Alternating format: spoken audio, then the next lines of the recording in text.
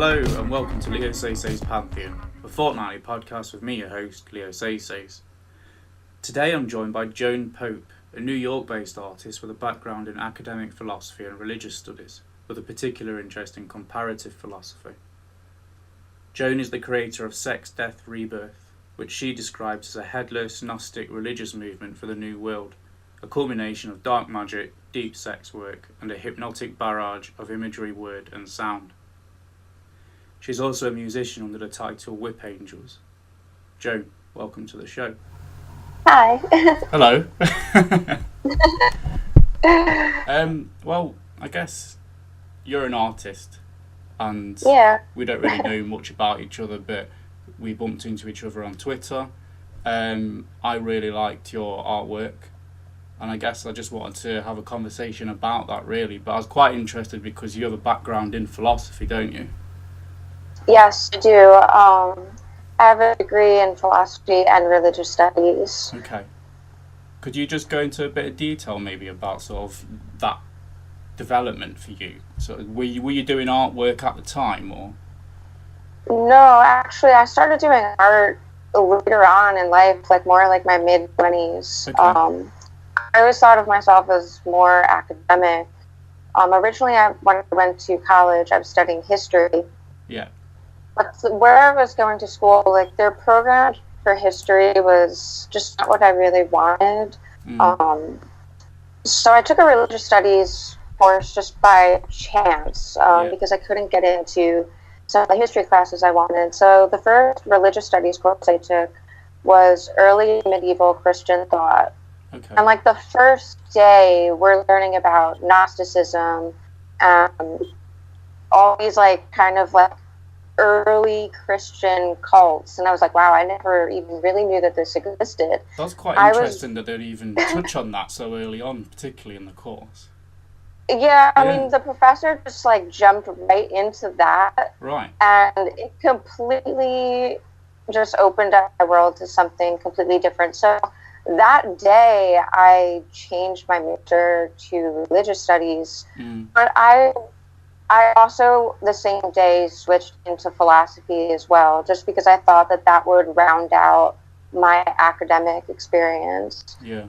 Because I think sometimes when you say religious studies, people think that it's theology. They ask me if I'm going to be a priest, and I'm like, no, it's actually a really multidisciplinary field where you're learning about anthropology, the history of religion, the psychology of religion. It covers a lot of things. Yeah. But I wanted philosophy to sort of round out my experience academically. It sounds better academically, doesn't it? Like you say, because people have a lot of assumptions just about that word religion. How many people get reactive about words? Right.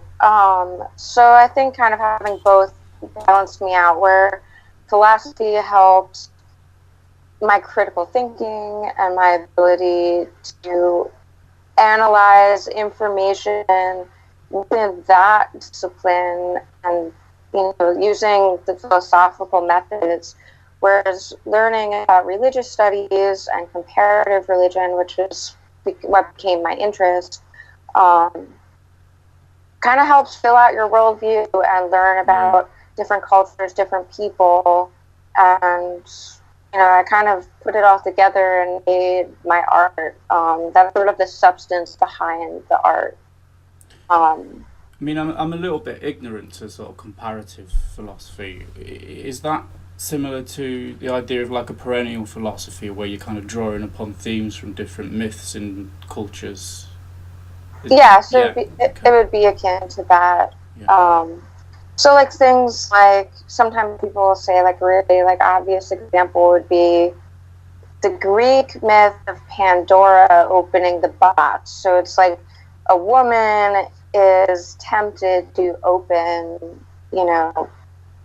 releasing evil and all these bad things into the world, and people would compare that to, let's say, Eve in the Genesis story. So that's a really obvious example, but I became interested in that because I just liked seeing that there's this little blueprint almost that you find in every culture and each culture kind of let it manifest in different ways. So it's like they all took this little bit of truth, and from that you got all different myths and different art and different music, all inspired by this one thing. So I think that was almost kind of like why I went into the art So was it realm kind of, instead of academia. So actually, like is it like looking at all these themes? There's almost a sense of trying to find, like you say, blueprint, but almost like there's an underlying truth. Yeah, Is that right? Truth's I a think strong once I word. kind of caught wind of like sort of, or just an awareness of this blueprint, I guess that's just what I call it. I think the more that, because obviously I mentioned that I do psychotherapy, and the more that I've done that and worked with hundreds of people now, that no matter how many people's experiences is what their individual experience, but underlying that you do find archetypes. Right. Yeah. Exactly. You'll find that in people's lives, you'll find that in people's personalities, but also in nature as well, and it just seems to be, like you say, it's a blueprint. Right, exactly.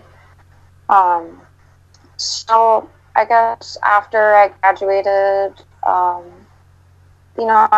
wanted to continue my education. Yeah. But I felt like both fields are very oversaturated, and I was worried that I'd go through all the school, get a PhD, and then maybe I'd be an adjunct at a school, and work really part time, and it's a lot of work for not a lot of job security or whatever after.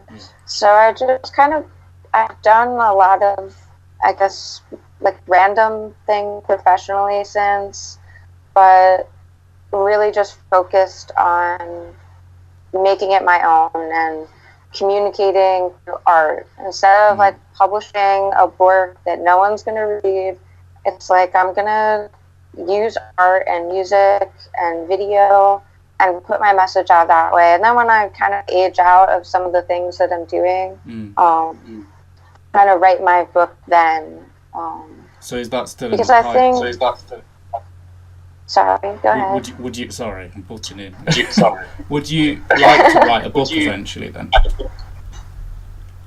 Yeah, I would like to write a book eventually, but I think that the kind of things that I'm dealing with, you need a lot of life experience to be able to accurately write about it. So when I was in my 20s, how can I come out with this sort of master work of a philosophy on life? It's like I didn't really live that much yet. So now I'm in my 30s. I'm, kind of at this height, I guess, of my life. And it's like something I see in the future. When I've lived a little more, I can then look back and apply the philosophy, the comparative religion, the art, everything, and apply this to my life, and I guess make it a little bit personal and philosophical.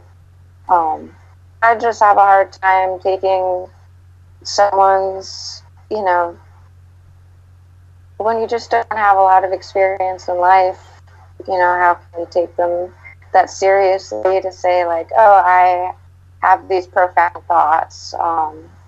Because my thoughts have evolved a lot. Like, I think things that I believed even just a year ago about the nature of the world has changed.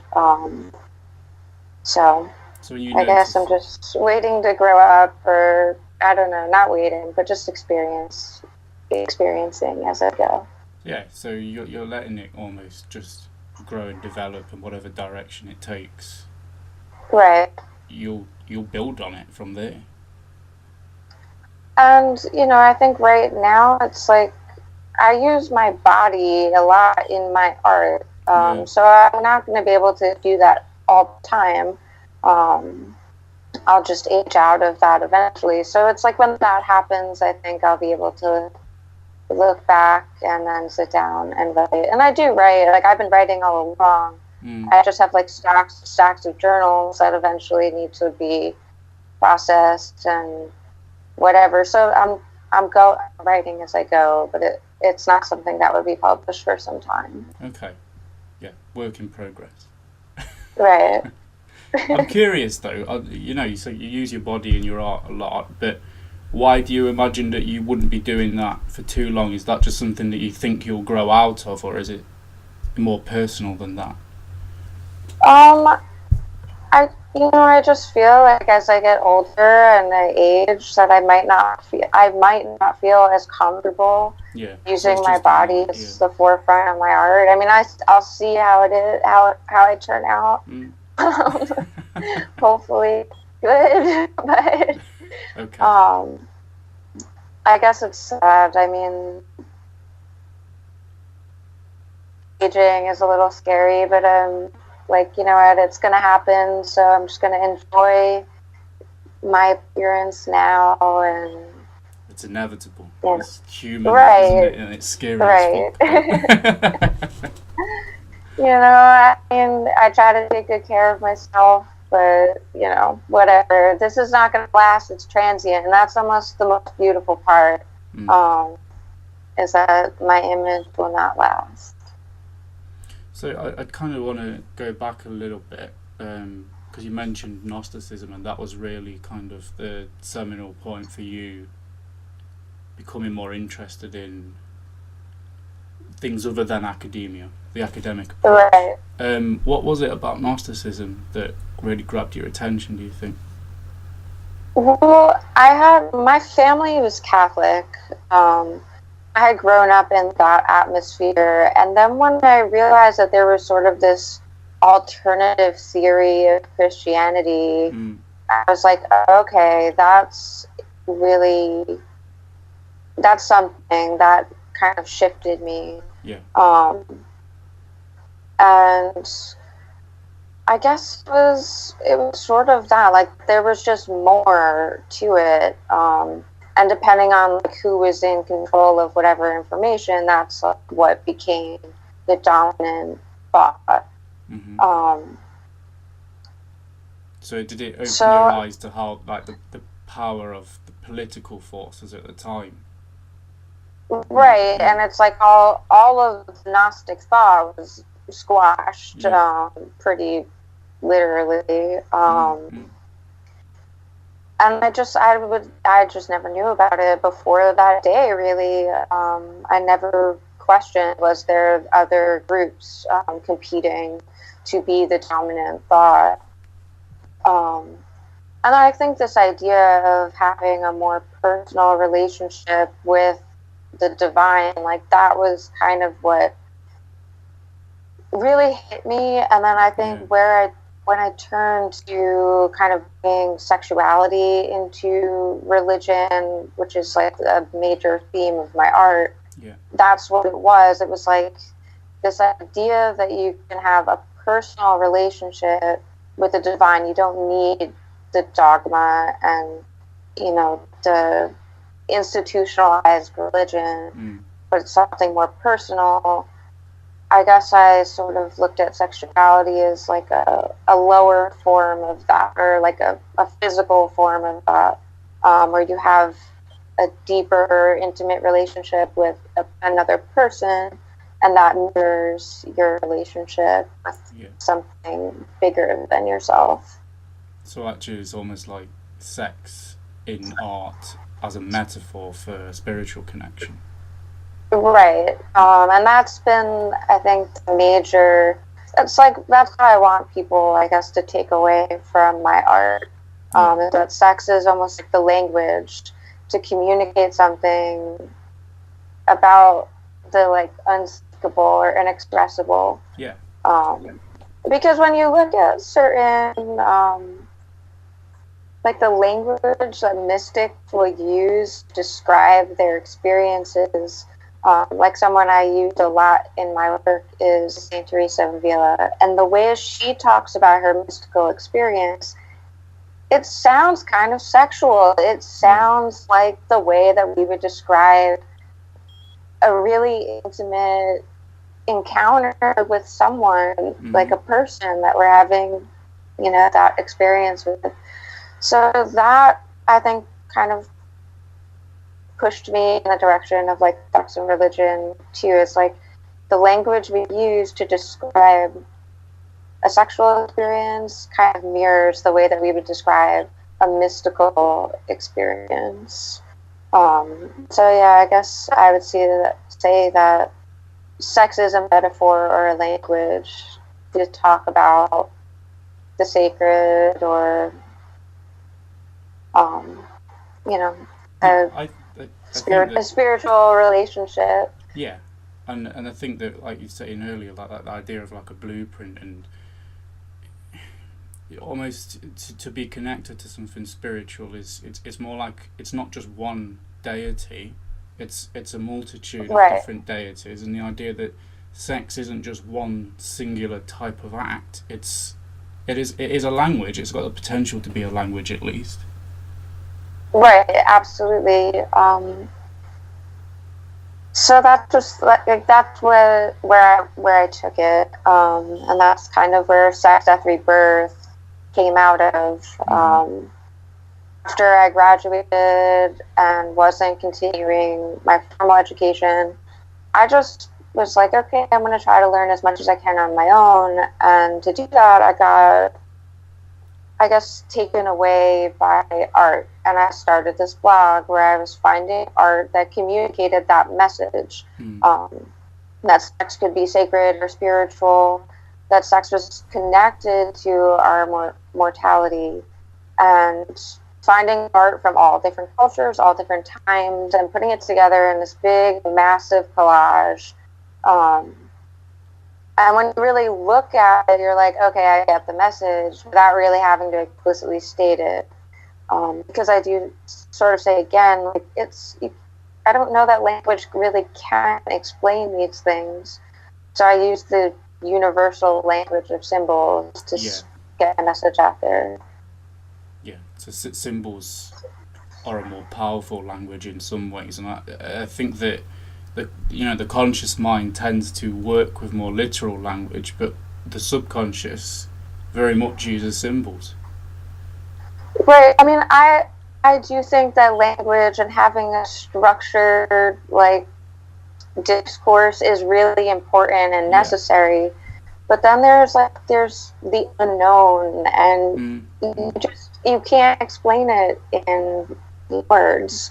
So I mean, you could do a bit of artwork, couldn't you? And that if you were to write what that means to you, you could write a whole book on that, and but you could fit it all in symbolically in art. Right.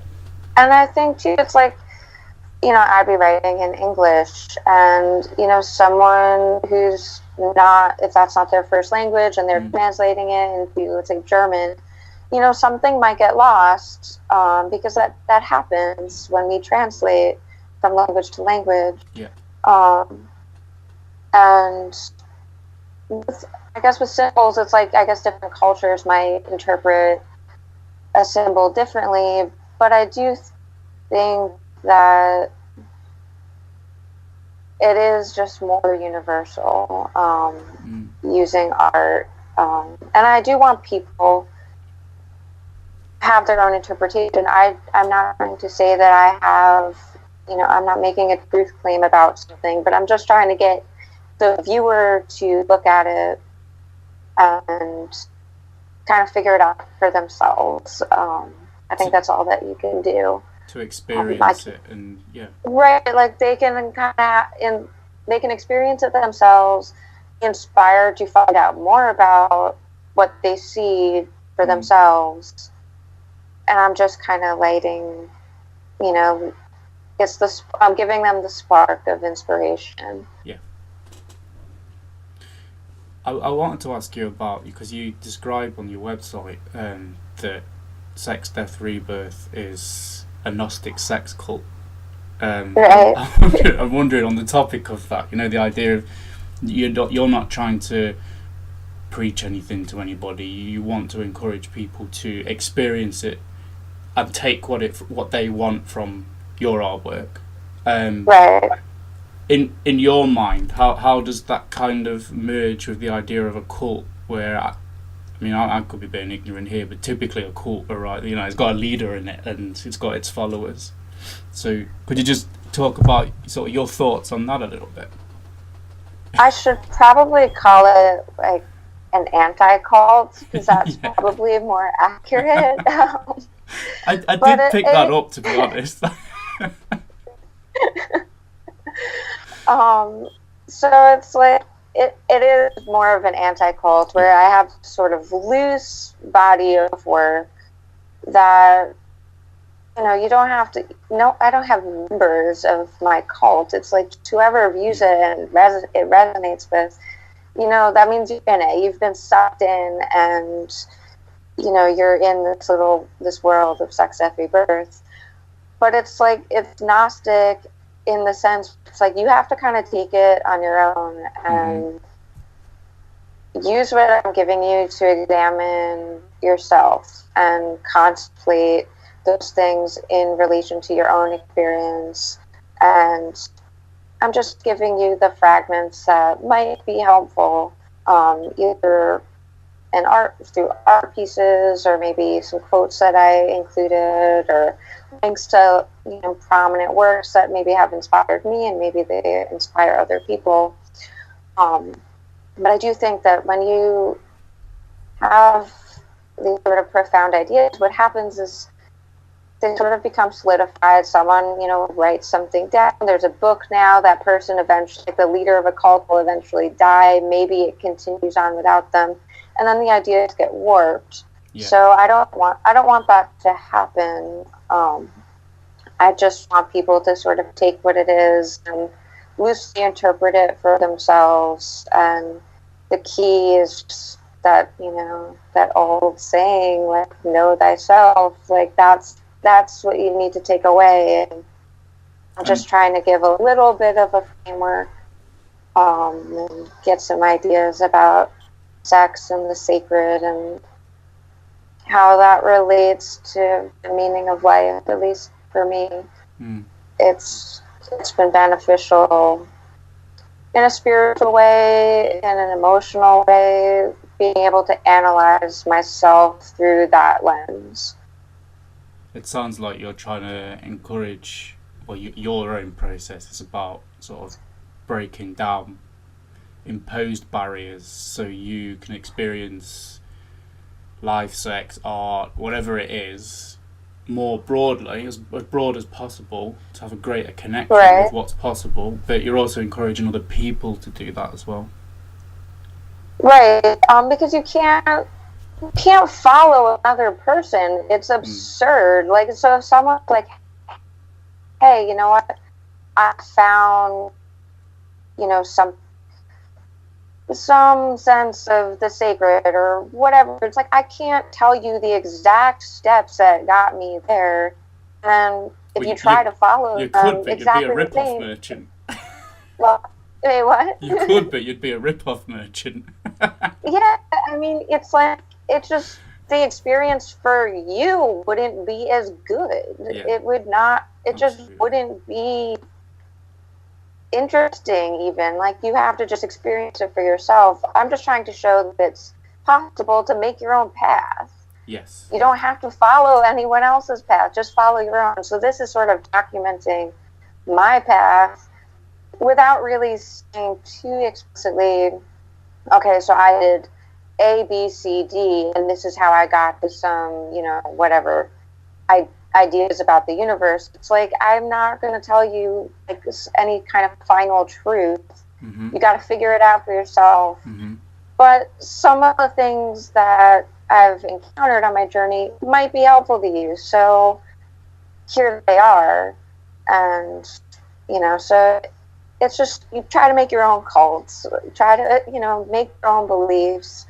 This is just some things that might be helpful. It's a suggestion, I guess, more than you more than mentioned... a cult that you can sign up for and follow. Yeah.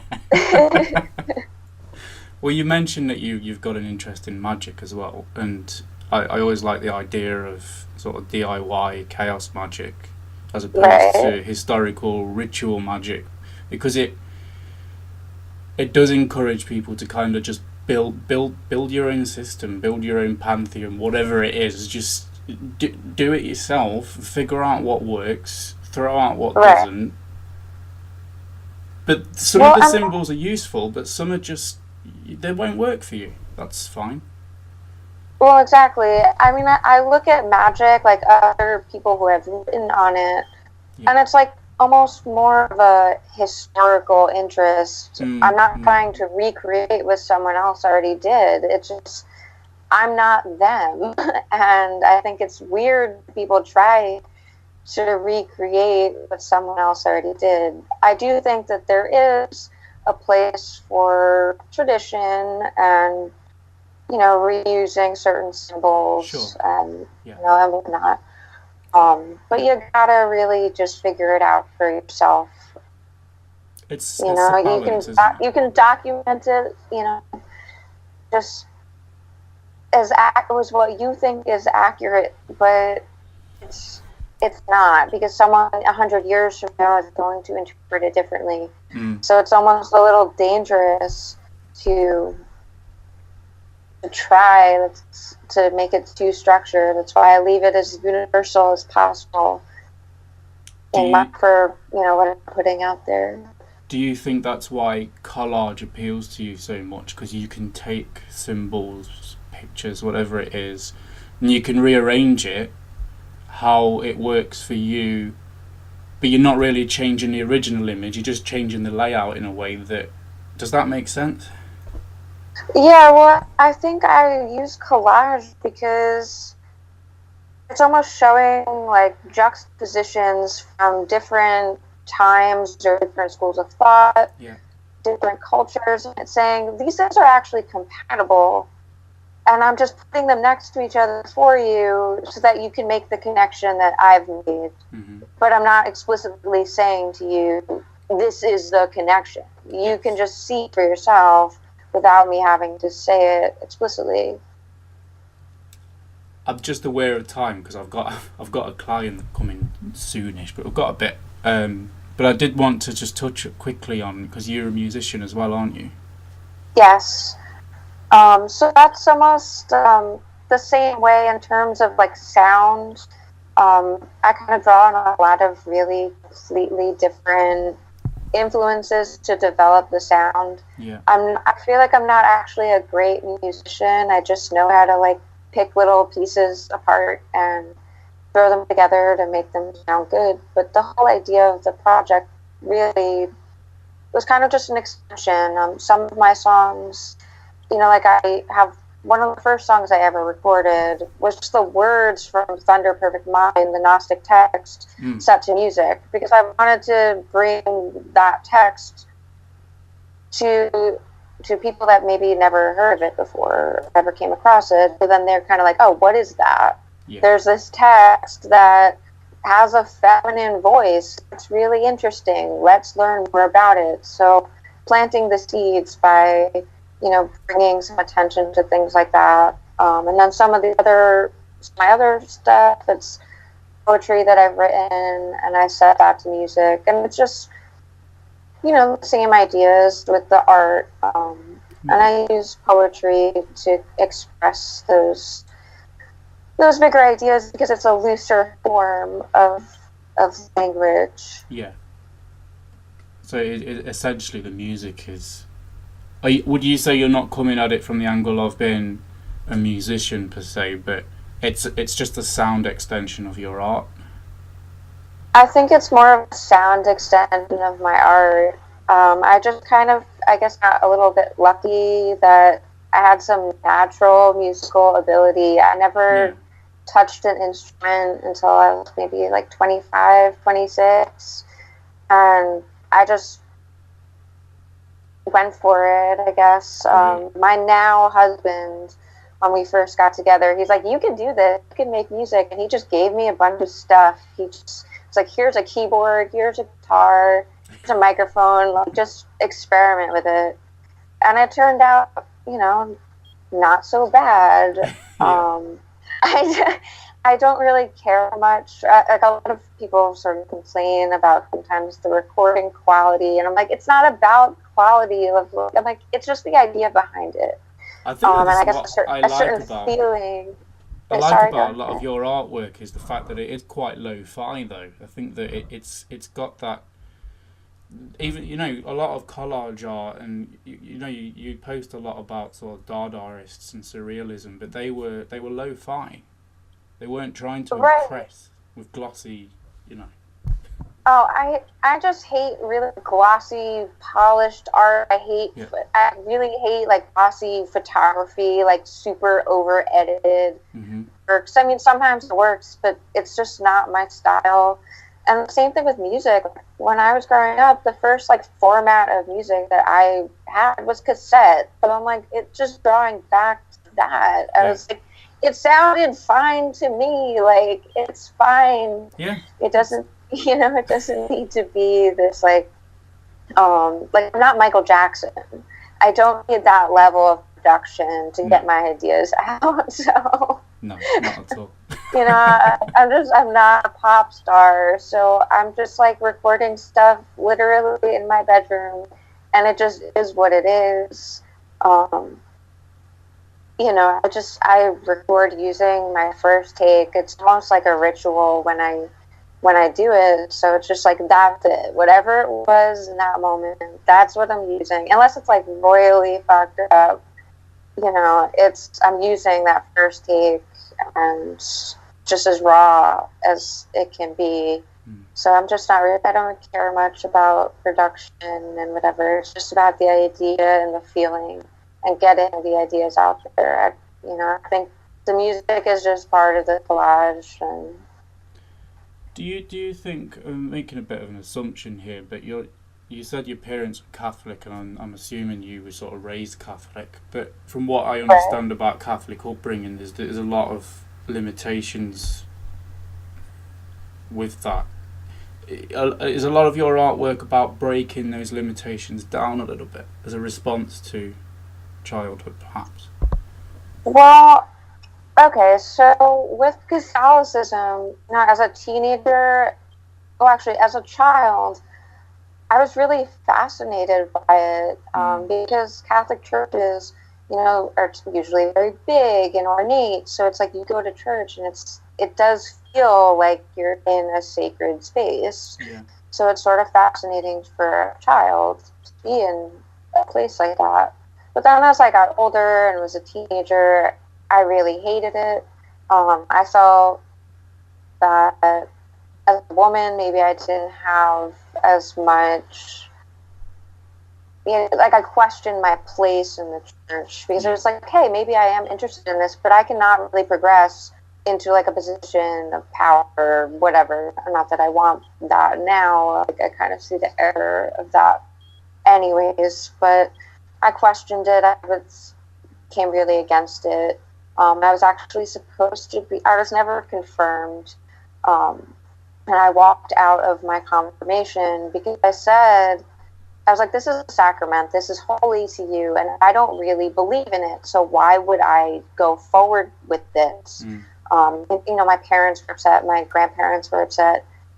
But, the director of the church, she was like, you're actually doing the right thing. And she's like, if you don't really feel that this is for you, then you shouldn't participate in this. But you can always come back if you choose. That's really And that was positive. almost like, it was very cool. Like it was like a reconciliation almost. Like where it's like I look back on that and I'm like, I can't hate them completely. I have my criticisms, but I can kind of look at them as like they kind of let me have that freedom of like, hey, you know what? Just go. If it's not for you, hope you change your mind. But whatever.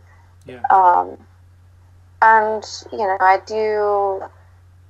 The one thing about, I guess, Catholicism that I do really like is art. A lot of art in the world, the Renaissance and Baroque art, was funded by the Catholic Church, and it's some of the best art ever made. So it's like, okay, like I can, I'm on board for the art, I guess. And I'd say that probably my interest in art probably does come from that. I guess now looking back, it's like I don't hate Catholicism, but I'm not I'm not Catholic. No. It just is what it is. They have their own thing, and Well, it sounds like maybe you've got to a place where you can appreciate aspects of it, like the art, for example, and you know, like Collage, you can take bits and apply it where it needs to in your life, in your path. I mean, it's been part of me, and it definitely influences some of my thought. But you know, I don't think that they would look at me and say like, "Oh, what a good Catholic." Like, you know, I think they'd be pretty not happy about some of the stuff. Yeah, I would imagine so. But that's actually what makes, I think, my art more fun.